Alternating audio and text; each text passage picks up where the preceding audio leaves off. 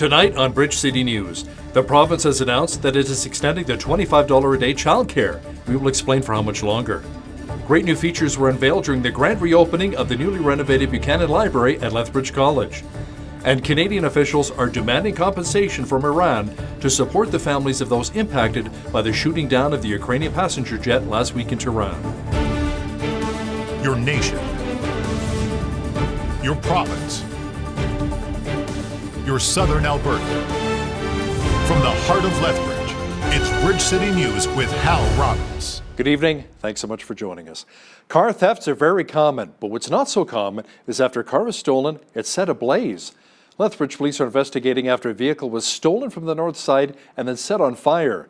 Police say it occurred yesterday morning just before 8:30 as a car was left running to warm up at a home on Stafford Bay North. A witness says the owner saw his vehicle backing out of his driveway and ran out to try and stop it. I was getting into my vehicle and I noticed a car that was, I thought it was out of control because it was actually veering towards a neighbor's fence, and noticed a gentleman trying to pull a guy out of the driver's seat. And so my neighbor was out at the same time, and so we both went over as the vehicle kind of disappeared down the street, and the guy was walking back and the guy said that he got his car stolen. So what we did was I told him to phone 911. I phoned 911 as well and talked to the LRPS dispatcher and told him what had went down.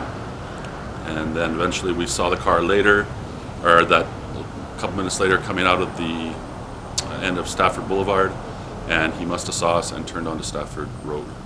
The car was later found by Coaldale RCMP on fire in a farmer's field.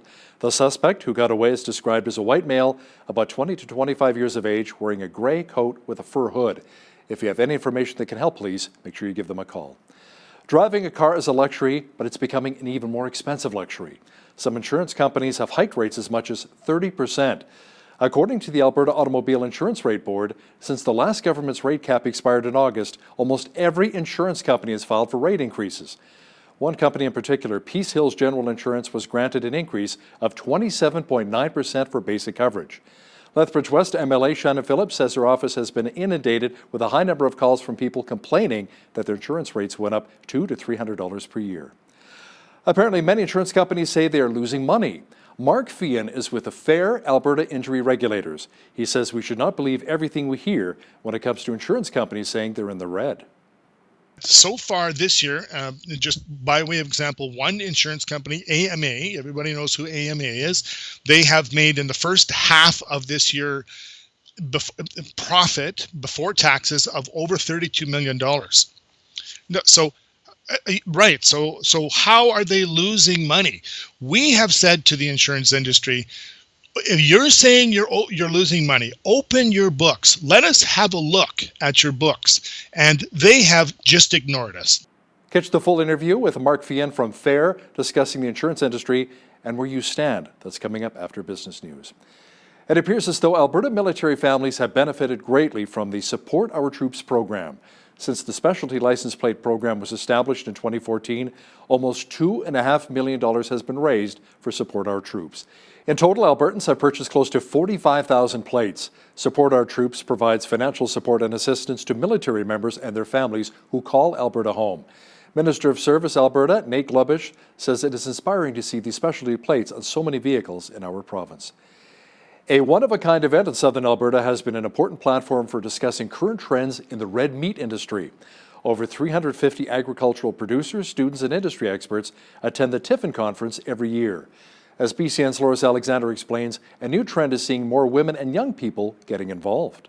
The 21st Annual Tiffin Conference took place at the Sandman Signature Lethbridge Lodge Thursday morning. A full day of speakers examine a variety of topics, including women navigating the industry. One of the sessions I'm most excited about today is actually our industry panel. It features 4 ladies, and they're going to talk about how agriculture has impacted their life and how they've found their way in that industry that in the past has been male-dominated. We are talking about overcoming challenges in the agriculture industry and how we've become successful in our own roles, and also how we've learned to get into the industry and contribute in our own ways. So we're all very different. My role specifically is talking about public trust and telling our story from a communications background. Students in Lethbridge College's Agriculture Sciences program were also able to attend the conference as part of their studies. I didn't think some of the stuff I was going to be learning would be useful, but I'm able to take almost all my information back to the farm. They try and make it so that it'll apply to your regular life, not just, to the realistic farm. And just the biggest thing, just keep an open mind to the different operations around. We have, in our college, we have dairy, hog, sheep, cattle, grain operations. So to have that such a variety and to, connect with all of them, it's all about making your connections. That's the biggest thing you can do while you're in college, is make those big connections. The Tiffin Conference was established in honor of Ronald Tiffin and is administered by Lethbridge College. For Bridge City News, I'm Loris Alexander. Today was the official grand reopening of the renovated Buchanan Library at Lethbridge College.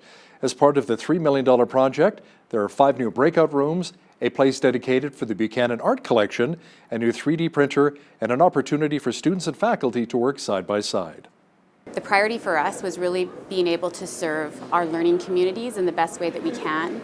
Up until this point, we were scattered all across the campus. So if faculty needed support, they could have gone to 1 to 5 different places. Students needed support, they'd go to different places. So we really wanted to create a place, a hub, where all of our learning communities' needs could be met in one location. Lethbridge College opened in 1957 as the first publicly funded community college in Canada and currently has just over 5,100 students. SACPA hosted a former UN envoy today discussing whether the UN Sustainable Development Goals are achievable by the year 2030. Trevor Page asked if the UN's development goals are realistic when it comes to climate change, hunger, and migration. I'll be talking about the Sustainable Development Goals. These are a series of 17 goals which world governments agreed to back in 2015. They cover a whole range of socio-economic and environmental issues, and the idea is that we need to make the world a better place for all of the world's people to live in. Of the 17 goals, I'll be talking on 2 of the most important: hunger, everyone needs to eat, and I'll also be talking about climate, about migration. Migration is not one of the 17 goals, but it's an outcome largely because the goals themselves aren't working properly yet. Trevor Page worked for the United Nations for 31 years. Most of his work was with the World Food Programme in Africa, Asia, and the UN Refugee Agency. The Alberta government says it is extending some $25 a day childcare programs until June, as opposed to ending them in March, which was originally planned. Some daycare operators say the decision still puts pressure on them because they don't know if the province's long-term plans will be sustainable. The program began under the previous NDP government in 2017 with 22 operators in the province. It was expanded a year later to include an additional 100 daycare centres and was supposed to run for 3 years. Alberta Premier Jason Kenney says he was shocked on receiving the news that his good friend Jason Goodstriker died. Goodstriker was a member of the Kainai Band of the Blackfoot people who served as a band councillor and was elected as Alberta Regional Chief for the Assembly of First Nations. In a release today, Kenney said, "He was a passionate Albertan, serving most recently on the Fair Deal panel. Jason had a huge heart, was proud to work in the oil and gas industry and to fight for Indigenous people to benefit fully from our development of our natural resources. I was proud to call Jason a friend since we attended school together in Saskatchewan." A trial has begun in Lethbridge for a 64-year-old father from Raymond, Alberta. He's facing charges that include sexual assault and incest. The man's name cannot be released because of a publication ban. A jury trial began yesterday with opening statements. Crown Prosecutor Tom Bannon says he intends on calling the alleged victim, who was between the ages of 9 and 15 when the alleged abuse took place, her mother and other family members. Our country's transportation minister says Canada is still pushing Iran to provide Canadian investigators with greater access to the Ukraine Airlines Flight 752 probe. Mark Garneau says Canada needs to examine the black boxes which contain the plane's flight data and voice recorders. There's a great deal of data that we do not have at the moment. One is, as you know, one of the black boxes is a voice recorder, and so there's important information on the voice recorders, and also the technical data with respect to the aircraft itself in the other black box.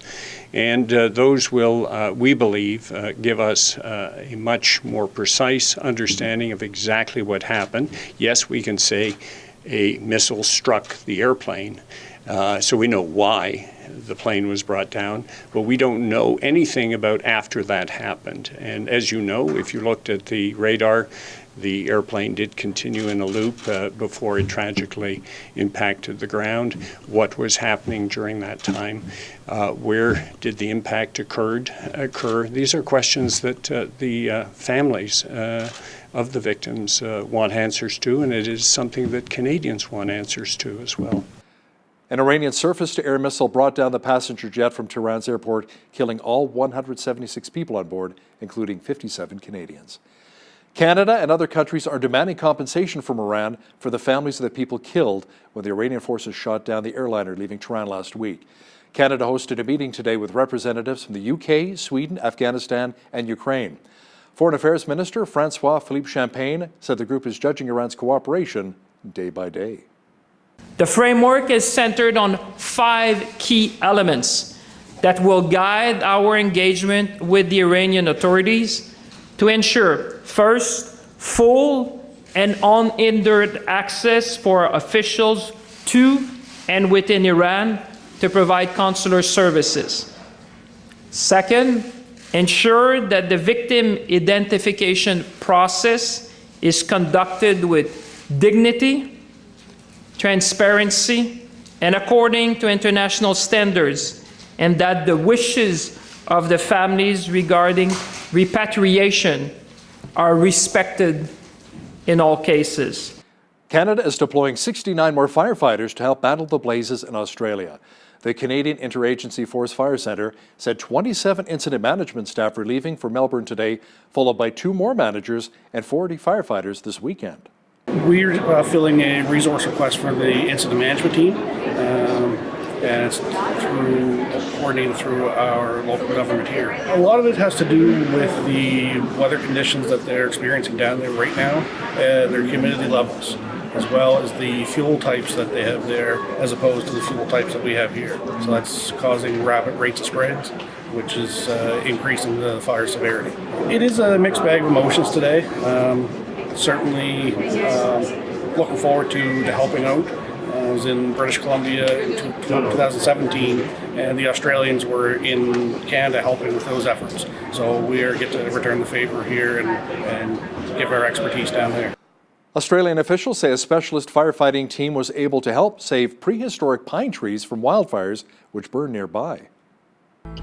These trees can be found nowhere else in the world. In fact, there's only 200 left on the planet. So we needed to do everything we could to protect them and ensure that they were able to survive into the future.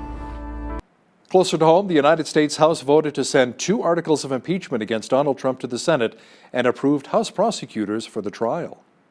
This trial is necessary because President Trump gravely abused the power of his office when he strong-armed a foreign government to announce investigations into his domestic political rival.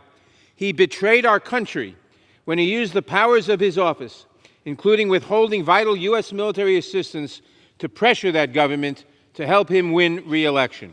This impeachment process has been flawed from the outset. It resembles not a congressional action, it resembles more a Dr. Seuss book, knowing not which way it goes. The Republican-led U.S. Senate passed the new North American Trade Pact known as the USMCA. It is the final piece of legislative business before it transforms into a high political court for the impeachment of Donald Trump. It passed by a wide margin too, at 89-10. U.S. President Trump is expected to sign the deal as early as next week. This is a major step for our whole country. In the 26 years since the ratification of NAFTA, trade with Mexico and Canada has come to directly support 12 million American jobs. 12 million workers and their families who depend on robust trade with our North American neighbors. Our neighbors to the north and south purchase $500 billion in American goods and services every single year. The federal Liberals have been waiting for the Americans to sign before introducing its own implementation bill. Mexico ratified the deal back in June. Officials in the Prime Minister's office say they expect the agreement to be top priority when Parliament resumes on January 27th. U.S. President Donald Trump signed Phase 1 of the trade agreement with China yesterday. It is expected to boost exports from U.S. farmers and manufacturers. Trade experts say it should lower tensions in a long-running dispute between the two economic powerhouses.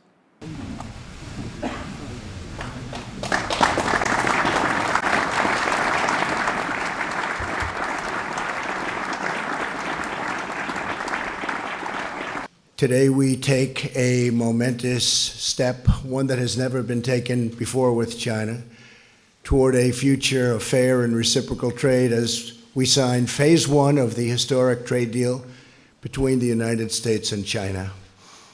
Together we are righting the wrongs of the past and delivering a future of economic justice and security for American workers, farmers, and families.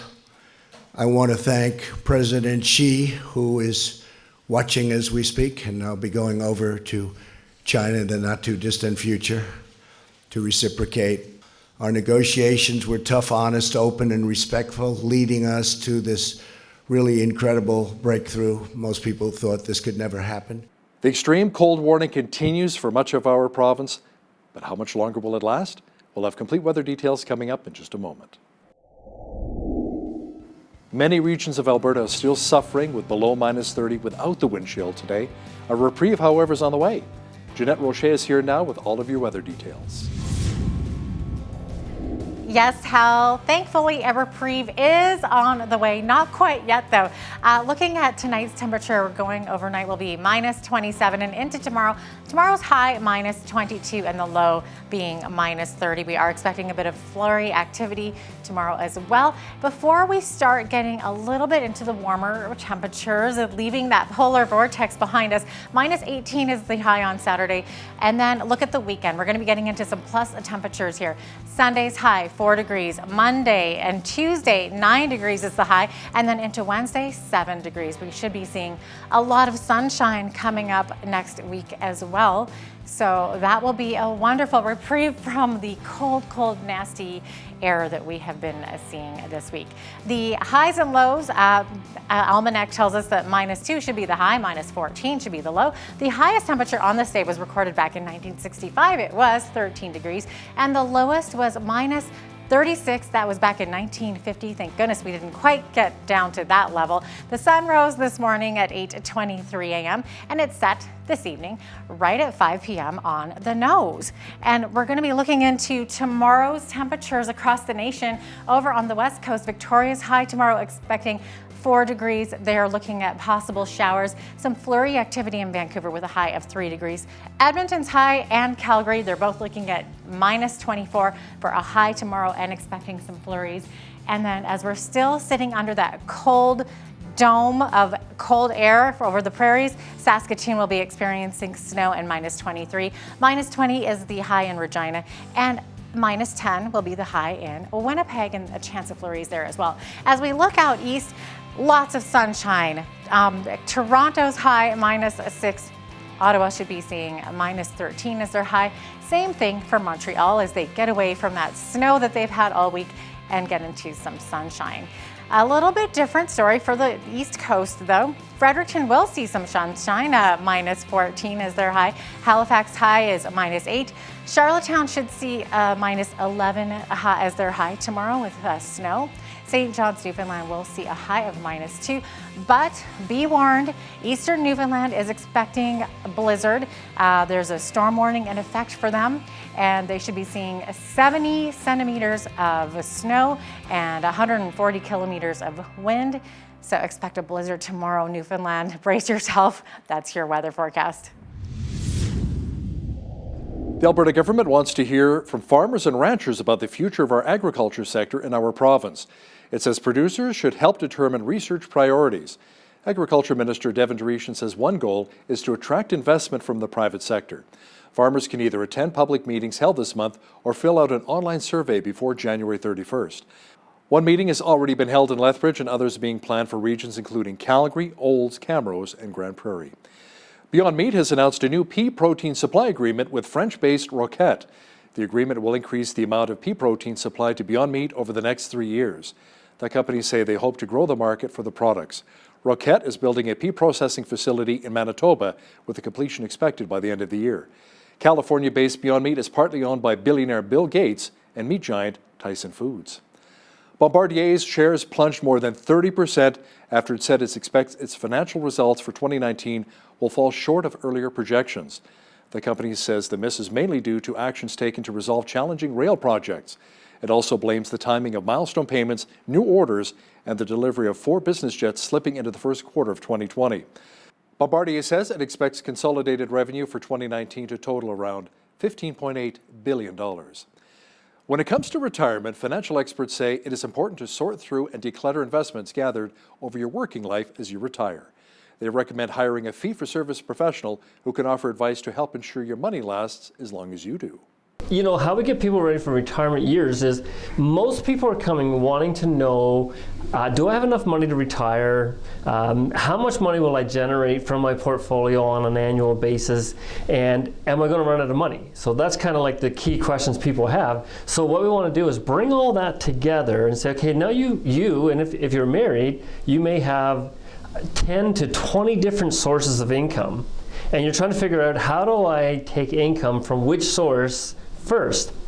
And really what you want to do is sit down with a financial planner who can bring all that together for you and say, okay, here's how much income you can generate, and you know, you do have enough money or you don't have enough money to retire, and here's how long it's going to last.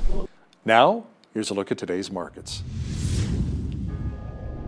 The TSX was up 69 points on the day to 17,484. The Dow was up 267 points to 29,297. The S&P 500 was up 27 points to 3316, and the Nasdaq was up 98 points on the day to 9357. Oil was up 71 cents on the day to 58.52 per barrel. Natural gas was down 4 cents to $2.08. Gold was down 42 cents to $15.5209 per ounce, and silver was unchanged at $17.94 per ounce. Wheat is at $232 per metric ton, barley's at $237, canola's at $477, and corn is at $282 per metric ton. Live cattle were down 48 cents to $126.93, feeder cattle were unchanged at $145.75, and lean hogs were down $1 to $68.18. The Canadian dollar was down slightly on the day to 76.67 US.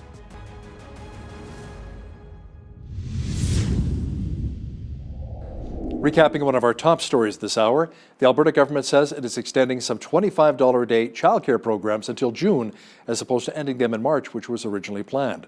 Some daycare operators say the decision still puts pressure on them because they do not know the province's long-term plans. Many insurance companies say they are hurting financially, which is why you may have noticed that your car insurance rates have gone up. But are they really hurting? Mark Fien from Fair Alberta Injury Regulators joins us next to give us his thoughts. But first, here's a look at what's happening in and around your community.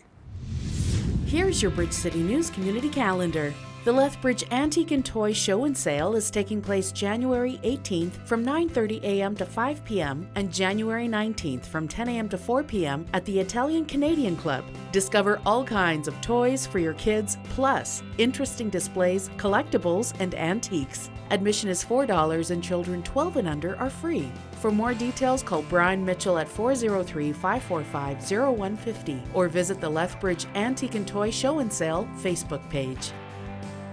Ready to take the plunge? Southern Albertans are invited to take part in this year's Polar Plunge in support of Special Olympics, taking place Saturday, February 1st at Henderson Lake Park from 10 a.m. to 12:30 p.m. Every dollar raised goes towards more than the 3,300 Special Olympic athletes representing 140 communities across Alberta. Registration is $50 and comes with a pair of Polar Plunge gloves.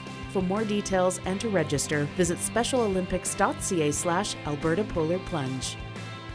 Celebrate Family Day at the Galt Museum and Archives for their second annual free pancake brunch. Taking place on February 17th, beginning at 10 a.m., come and enjoy delicious pancakes, music, crafts, and games. And while you're there, check out the exhibits and complete a special treasure hunt. Admission is free. For more information, visit galtmuseum.com/events. And that's your Bridge City News Community Calendar.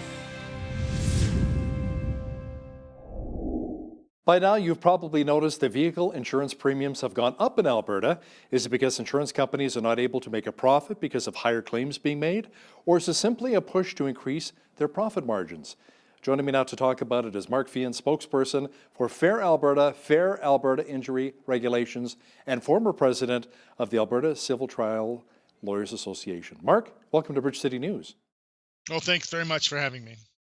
Mark, what is Fair Alberta all about, and what are you trying to accomplish here? So FAIR is an acronym, FAIR. We have a website. I want to get that out right away so I don't forget. fairab.ca. So Fair Alberta Injury Regulations. And what it is, and we were talking a little bit before the camera came on, about some of the things that insurance companies are doing to people in Alberta, allegedly because they say they are losing money. And the group that I am with and I'm a spokesperson for is looking at this, and we represent a pretty significant cross-section of various components of the Alberta community. We have medical professionals, doctors, chiropractors, physiotherapists. We have in our group legal professionals. We have injury victims. We have consumers.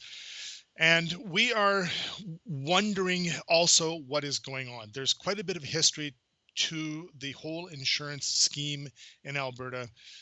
And there's a new government in place, and that is who our message really is for. Yeah, the Alberta government scrapped a 5% insurance rate cap that was put in place by the NDP. Why was that? So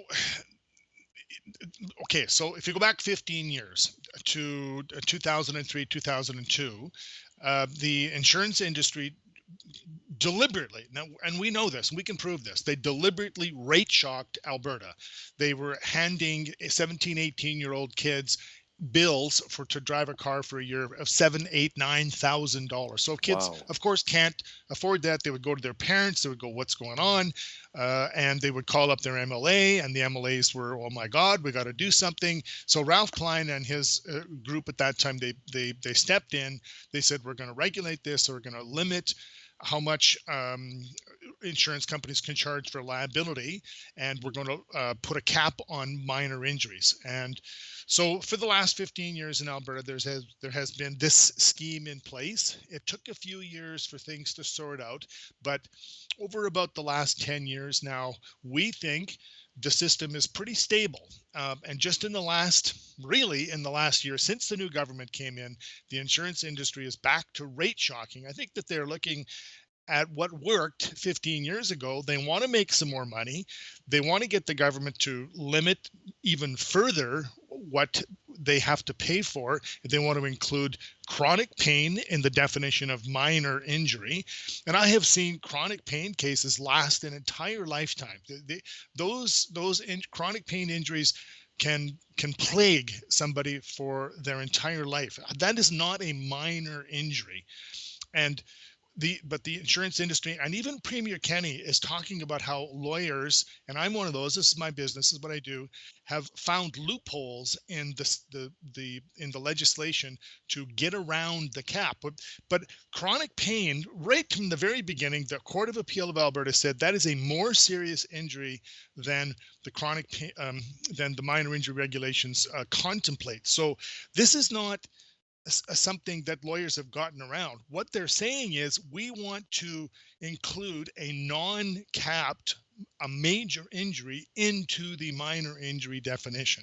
You know, some say that personal injury awards have been on the rise. That's why we're seeing a lot of these rates increasing. Any stats to actually support that?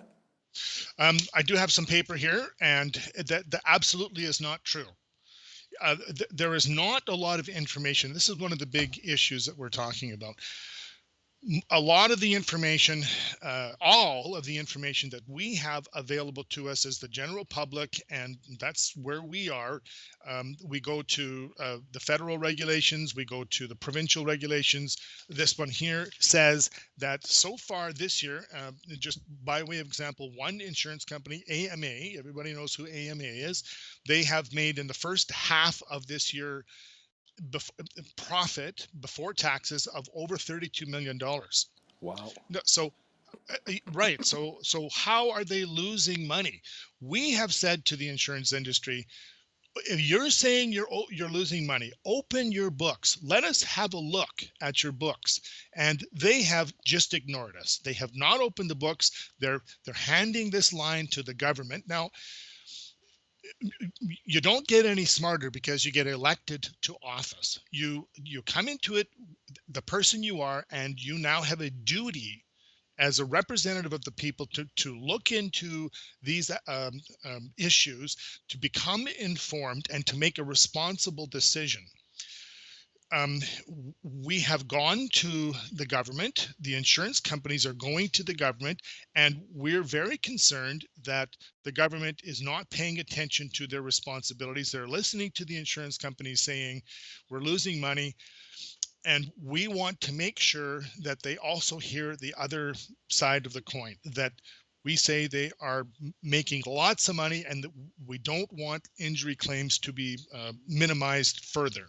So, Mark, what's the current cap on soft tissue injuries right now?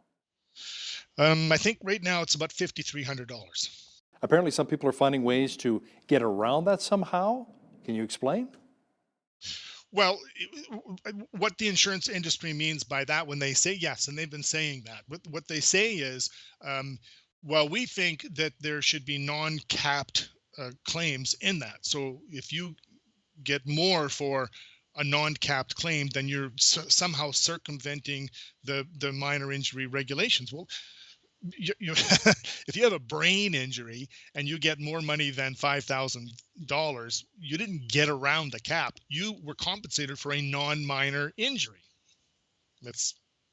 So how do we compare to other provinces? In terms of premiums that we pay, we are just a little bit less than average. Now, I don't know with these new statistics what's going to happen. The cost of the system to the province is we're right about in the middle. Is about we're neither higher nor lower. British Columbia is outrageous. I think that on average, a person driving a car here pays around $1,200 or $1,300, add $1,000 if you live in BC. Wait a minute, that's the government controlled like Saskatchewan. So maybe public auto insurance isn't the best way to go? Well, it depends on what you want. Does Alberta want to live in a system where you have no rights to sue? You're basically, you get an injury, you look it up on a meat chart, and that's the amount of money you get. That's not very applicable for everybody. It might fit the sort of the general central category, but it doesn't fit. And you know, that's not the issue these days, whether we should have a no fault or government insurance. What FAIR is about is trying to make sure that our government representatives, our government officials, including the Premier and the Minister of Finance and Treasury, make a responsible decision about the claims that are being made by the insurance industry, and making sure that they check into the facts. Okay, so there's a couple things that are, I'm not sure if you're getting this down there, but there are a couple of spokespersons for the Insurance Bureau of Canada, IBC, and they've been saying that for every dollar of premium, for every premium dollar collected, they're paying out $1.12. If you look at that statement, every premium dollar collected, well, that's not all the money that insurance companies bring in. When they collect premiums, they don't pay it out for 5 or 6 or 8 or 10 years. In the meantime, they invest it, and these are high power investments that we're talking about. You don't just get 3 or 4% when you're an insurance company, right? You can go to the high power preferred investments, and you can get over 10%. So if you're bringing in 10% more, and you don't include that in that statement that we're losing 12 cents, how is that fair? That's a deceptive thing to say. Now we're looking at that kind of stuff and we're going, well, we hope the government's not listening to this, because it's clearly at least misinformation, if not out and out deception. And they have been caught. The insurance industry, or I can't remember which insurance company it was, but about a year ago, this particular company went to the Alberta Insurance Rate Board, and they are the ones that receive insurance requests for increases, and they allow it or don't allow it, or say, okay, you can get 2% or 4% or whatever. And that's the cap that was in place, and that was lifted by the UCP about 2 months ago. Mark, how common is insurance fraud today? In particular, people who may fake or exaggerate an injury to receive big compensation. Yeah, you know what? There's a lot of issues that we could talk about. I personally have been doing this for almost 40 years, and I can count on one hand the number of true, and I mean less than 5 times in 40 years, the number of true times that I think there was a fraud.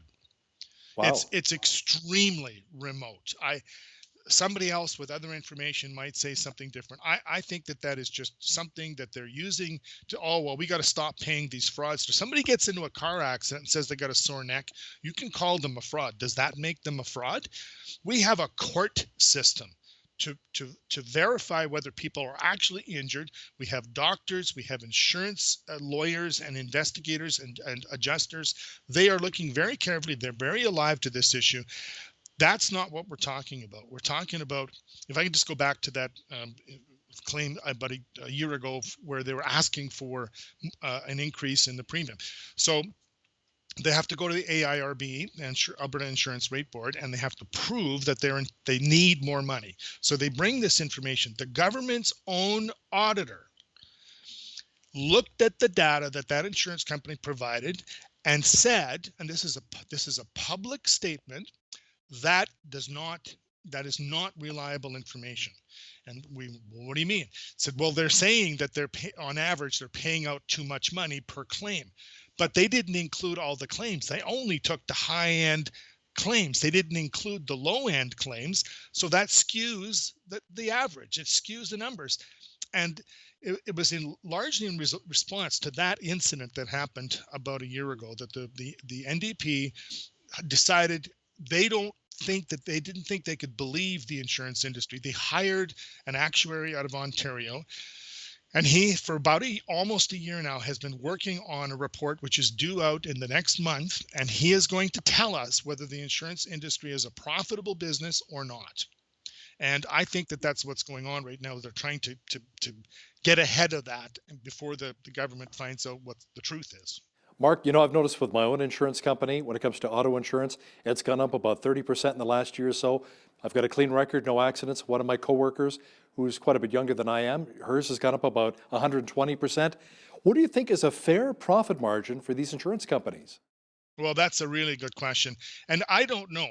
And this is the problem that the provincial government of Alberta got itself into 15 years ago, because they are responsible for telling an industry how much a fair profit is.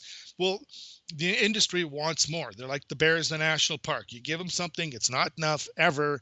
They want more, give us more, give us more. So we do not want the industry to collapse and fail, because it's a valuable, important part of Alberta society. We need insurance. So that's the question. But that is the decision that a responsible government has to make. We ought to make sure that they're not raking in more money than they should be, and we don't want them to go broke either. But how are you going to know unless they open their books and show us how much money they're making? And they have refused to do that so far. It's interesting. I was talking to one of our government officials here, provincial government officials, and that person was talking to our local police force here in Lethbridge, saying that the amount of young people driving without insurance now is through the roof because they simply can't afford it. What they do is they get their PIN card, then they refuse to pay. Yeah, I've been hearing about that as well. And I've also heard the government, of course, there's always for the innocent victim, there's a fallback position. There's the Motor Vehicle Accident Claims Fund, which is managed by the province of Alberta, and they will pay up to $200,000 for somebody injured by an uninsured driver. Plus, they can have their own insurance kick in up to whatever their limits are. So, for the injured person, that's not a bad thing. But yes, I mean, there's always going to be issues with fraud and people driving without insurance. But again, that's not what we're talking about. We're talking about misinformation being given by the insurance industry really as a whole and shocking people with high rates so that they cause people to go to the government and say, what's going, like you were talking about your friend there, whose insurance went up 120%. I'm sure she's mad about that, and she ought to be. You know, it wouldn't be a surprise to me if she phoned up her MLA and said, well, you got to do something. So if that's all the MLAs are hearing, they're going to think, we got a problem here. Insurance companies are charging too much money. Hopefully, though, they will say, let's just stop for a second and let's look at this. Let's get their books. Let's look and see how much they're making. Let's find out if this is a legitimate thing that's going on or if it's just manufactured crisis. Yeah, transparency is what it's all about, definitely. Mark Fian, spokesperson for Fair Alberta Injury Regulations. Thanks for joining me today from Edmonton. Thank you very much for having me.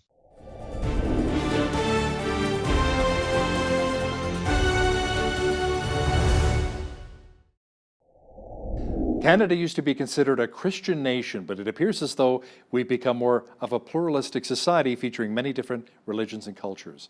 To talk more about it is Professor Irving Hexam, Professor of Religious Studies at the University of Calgary. He's also the author of the book entitled Encountering World Religions. Irving, welcome to Bridge City News. Thank you very much for having me on the program. Now, do you believe each culture and every human being has a built-in longing for the divine? I think they do, and this is the point that's made by St. Augustine in his Confessions. My heart finds no rest until it finds its rest in thee. That's what Augustine said of God himself when he was a seeker. Now, many years ago, I had the opportunity to interview a monk at a Buddhist temple just outside of Toronto, Venerable Rathanasiri. He was telling me that Buddhism is more of a philosophy than a religion. Now, would you agree with that? I think, yes, in terms of Buddhism, what can I say? Buddhism proper, the hardcore of Buddhism. What one's got with Buddhism, and you have it with many religions, is that there is the central teachings and the central practice of the religion, and then there's the popular expression of it. So with the monks and people who are totally devoted to Buddhist philosophy, then it's very much a philosophy, although a philosophy with very strong religious elements. For ordinary people, it may be very different. There can be a lot of even gods within the daily worship of the ordinary Buddhist. But for true Buddhism, the idea of having a god that's in any way important is anathema. I mean, God is unimportant to their existence, because God doesn't exist. I mean, there is no such thing as a God for the Buddhist.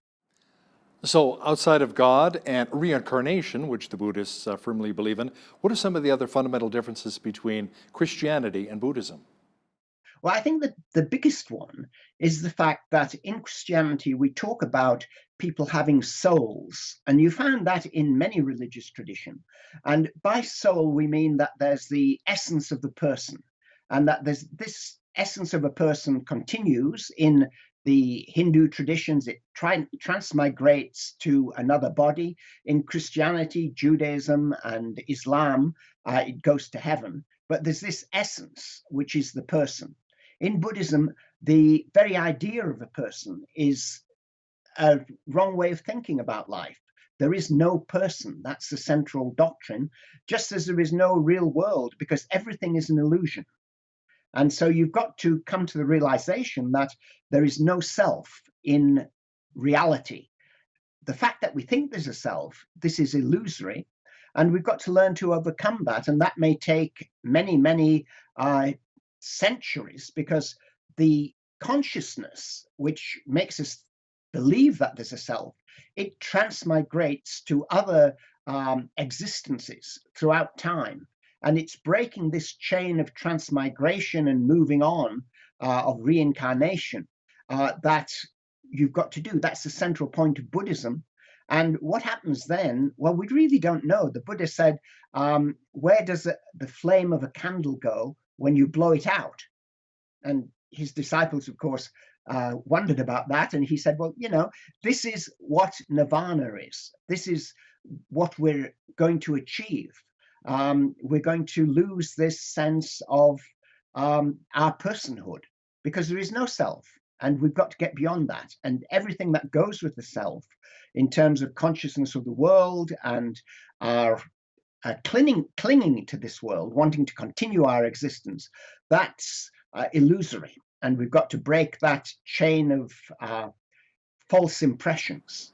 So, Irving, any thoughts on how a Christian can befriend a Buddhist and engage in a conversation on spiritual issues? Yeah, well, I think as with all other religions, I don't think it's just a Buddhist, the first thing one's got to do is to simply befriend them. And we've got to remember that in Christian teaching, all human beings are made in the image of God. So we've all got a God-centered life in a certain respect. God made us, and he made us essentially the same. There is this, as we started out saying, there's this inner sense of the divine that causes people to seek God or to seek some sort of solution to what life is really all about. And that's the starting point. So in the first instance, I think one's got to, when you meet people of other faiths, one's got to realize that they are very much like you and like me.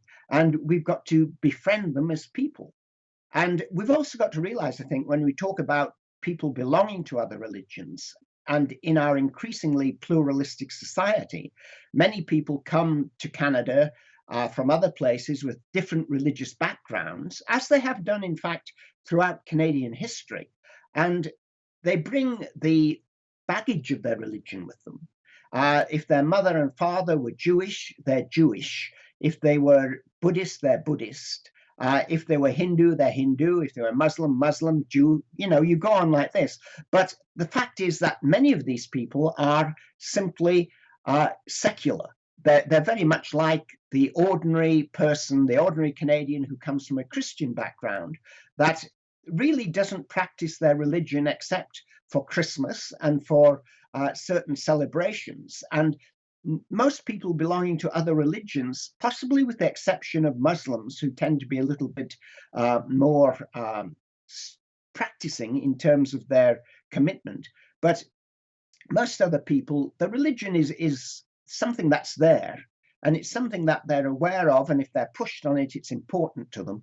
But in daily practice, they're very secular. They're just like the average Canadian neighbor who came from a Christian background but never goes near a church, except maybe when they want to get married, or maybe they have a child and they think, well, really, granddad would like the baby to be baptized, we better get it baptized. And this is the level of practice of many other people belonging to different faiths. I have some friends in the Greater Toronto area who refer to themselves as Christian Buddhists. Now, is there such a thing? I think in terms of Buddhism, this is a possibility to call yourself that. I don't think you can really call yourself a Christian Muslim or a Christian Hindu, but with Buddhism, because it's a philosophy about the nature of life, you can sort of incorporate things together in a way that makes a certain amount of sense. I don't think it actually holds in terms of the basic teachings of either Christianity or Buddhism, but there is an overlap, let us put it like that, where they're both talking about very different things, about a very different view of reality. And to be a real Buddhist, to take Buddhism really seriously, you can't be a Christian Buddhist because Christianity believes that there is a person and Buddhists believe there isn't a person. So, that's totally contradictory.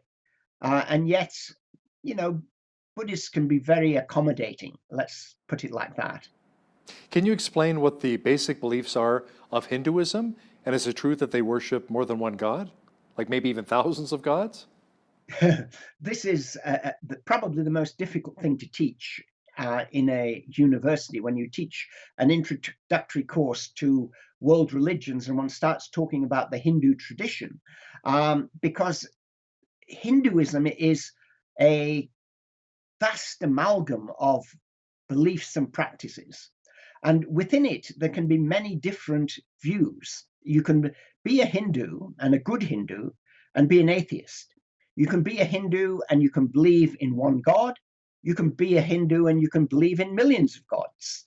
And they all sit together within this general framework. Being a Hindu traditionally has been much more of an ethnic reality than of a religious reality.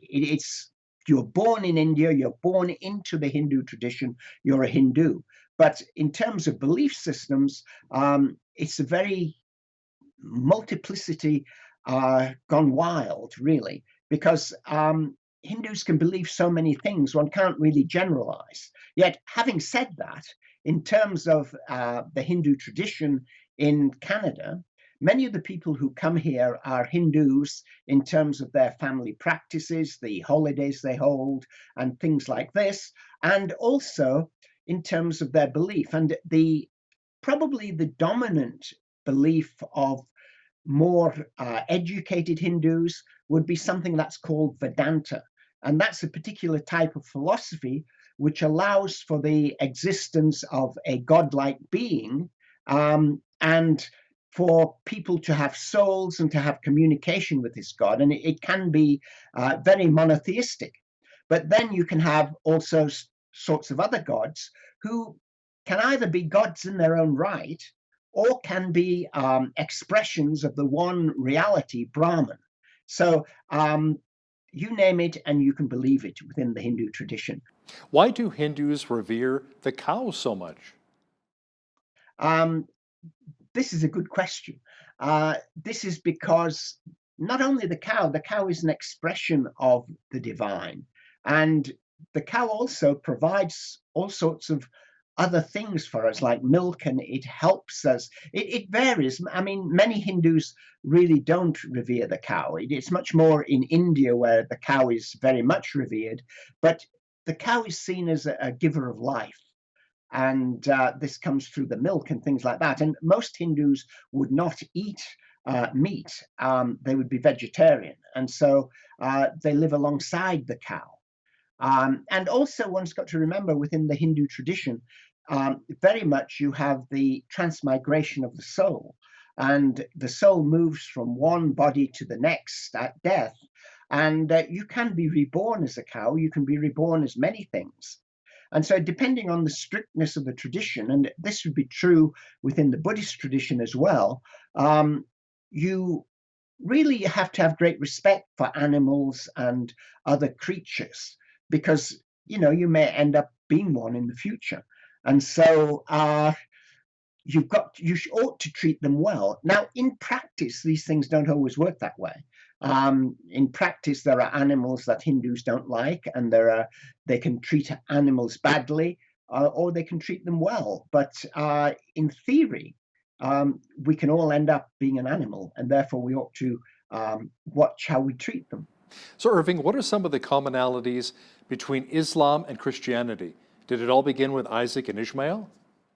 Well, it all begins with Abraham, really. I would call them Abrahamic religions, and that would mean that initially you have Abraham, the patriarch, and from Abraham you get the Jewish tradition coming forward as the first major tradition, believing very much in one God, and in this God being the creator of this world, and of God creating a covenant with human beings. And these are the shared beliefs. And through history, particularly the history recorded in the Hebrew Bible, we see how the Jewish people responded to this revelation of God. And this revelation of God develops over time until we get down to the time of Christ. And then at the time of Christ, a major transition takes place, both within the Jewish tradition and outside of it, in terms of the development of Christianity. A lot of Christians think that when we talk about Judaism, we're talking about the Old Testament and the beliefs of the Old Testament, but the Jewish tradition develops way beyond that. Judaism really dates from the same time as what we know as Judaism as it's practiced today. Let me be very clear on this in terms of the synagogue and how Judaism develops. It developed alongside of and in interaction with Christianity. And then in the 7th century AD, you get the rise of Islam. And Islam draws very much on the Jewish tradition, very much on the prophetic tradition found in the Hebrew Bible, but also it draws to a large extent on certain Christian teachings. So you find Mary and Joseph and people like this within the Muslim tradition, and Muslims have normally great respect for Jesus as a prophet, but they don't believe that Jesus is actually the incarnation of God. You know what's funny? And an imam that I interviewed many years ago as well, to expand on your point a little bit, he mentioned to me in the Quran that Jesus is mentioned even more times than Muhammad. Yes, I think that's true. I've heard someone say that. I've never checked it out, actually, but I have heard Muslims say that because Muhammad is the spokesperson through which the Quran was revealed to mankind. And Muslims don't believe that, as some Christians sometimes mistakenly think, that Muhammad wrote the Quran. They believe that God spoke through Muhammad, and the words which he spoke were written down by his followers, and they became the Quran. And therefore, the Quran is the direct word of God, whereas the Hebrew prophets and the Christian teachers initially were inspired by God. So we know in the New Testament that there's a difference between the writings of Peter and Paul and James. They've all got their own style, and we take that into account. And we attribute it to the fact that God inspired them. His Spirit spoke through them, but they spoke their own words. This isn't the case with Muhammad. Muhammad spoke, he recited the word of God, and it was God speaking through him. It wasn't anything to do with him whatsoever. And then within the Islamic tradition, you have another set of sources called the Hadith, which tell us all about Muhammad and what Muhammad said and did. And this provides a model for Muslims. So the Hadith provides a model, and the Hadith provides means of interpreting the Quran. But the Quran is not like the Bible is. It's not a historical document in the sense that men had something to do with it. It's believed by Muslims to be absolutely pure revelation directly from God. Dr. Irving Hexham, Professor of Religious Studies at the University of Calgary and author of Encountering World Religions, thanks a lot for your time today. Thank you very much indeed. On behalf of all of us here at BCN, I'm Hal Roberts. God bless, and thanks so much for watching.